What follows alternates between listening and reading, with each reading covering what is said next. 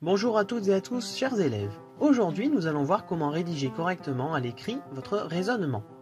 Prenons un exemple. Les droites AB et CD sont-elles parallèles? Aucune rédaction de type ne sera exigée de ma part parce qu'il faut que toutes les phrases que vous allez écrire aient du sens. Mais un cahier des charges devra être respecté. Un cahier des charges, qu'est-ce que c'est? Ce sont les différentes demandes du professeur, ce qu'il doit absolument voir et ce qui sera évalué. Il est disponible dans le barème des niveaux de maîtrise correspondant à la compétence de rédaction du raisonnement. Pour faire simple ici, le cahier des charges est le suivant. Nommer les droites dont on parle, par exemple la droite AB. Dire qu'elles sont perpendiculaires. Il faut citer le théorème qu'on utilise. Et enfin, dire qu'elles sont parallèles en conclusion. La conclusion, généralement, elle se lit dans la question. Soit les droites sont parallèles, soit elles ne sont pas parallèles. Comme toute conclusion, cette phrase s'écrit à la fin du raisonnement. On ne répond jamais à la question au début. La réponse directe n'a d'ailleurs aucune valeur. Ce qui compte, c'est ce qui vous amène à penser à cette réponse.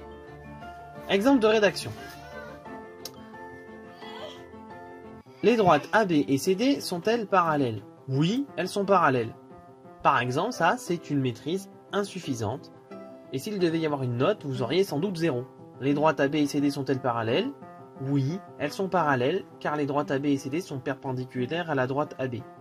Ça, par contre, ça relève d'une maîtrise fragile. Il manque seulement le théorème que vous utilisez qui vous permet de conclure que les droites sont parallèles.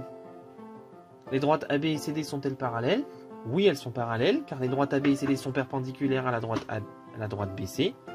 Et si deux droites sont perpendiculaires à une troisième droite, alors elles sont parallèles. Ceci relève d'une maîtrise satisfaisante en 6e, parce que, même si la conclusion est écrite au début, il y a tout votre raisonnement qui est dedans. En revanche, pour avoir une maîtrise exceptionnelle, il va falloir écrire les droites AB et CD sont perpendiculaires à BC, mais si deux droites sont perpendiculaires à une troisième droite, alors elles sont parallèles, donc les droites AB et CD sont parallèles.